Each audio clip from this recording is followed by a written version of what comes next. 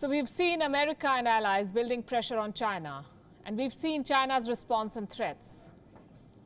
Where does this leave India? Where does India stand in this new geopolitical face-off? We shall find out in 2 days from now. The World Health Assembly kicks off on Monday, and I want to tell you something here. This meeting happens every year. There's no song and dance about it. It's a bureaucratic event, the annual gathering of the world's biggest health body that sets the global health policy, World Health Assembly. But this time, it is being tracked very closely. Because we are in the middle of a pandemic, the world wants accountability and solutions.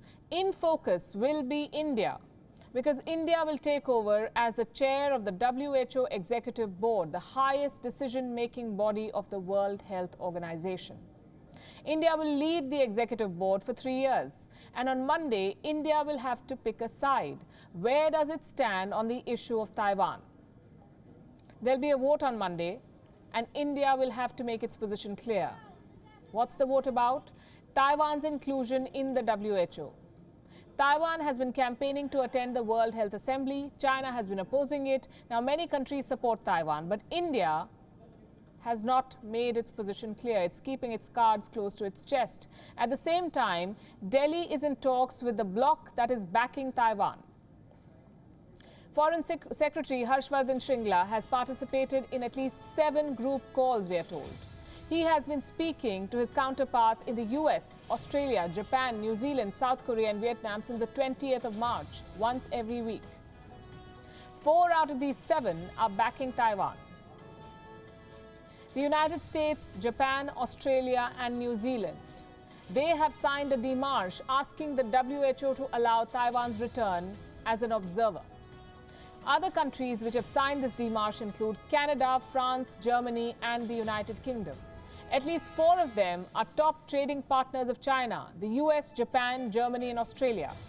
And they are willing to take a stand despite the risk of repercussions. China says this bloc is trying to kidnap the World Health Assembly.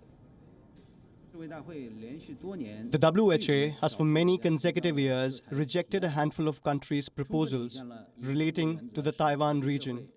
This demonstrates that the One China principle is the aspiration of the international commitment and the general trend of the time. It is unchallengeable. Individual countries insist on discussing Taiwan-related proposals because their only purpose is to politicize health issues.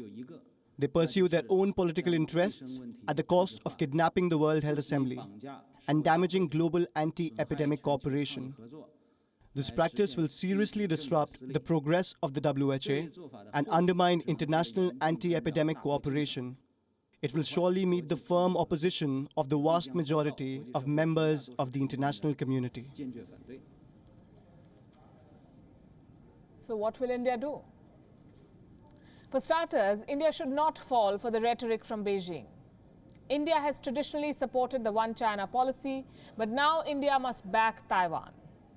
It is in its own national interest, and I have 2 reasons to offer for this.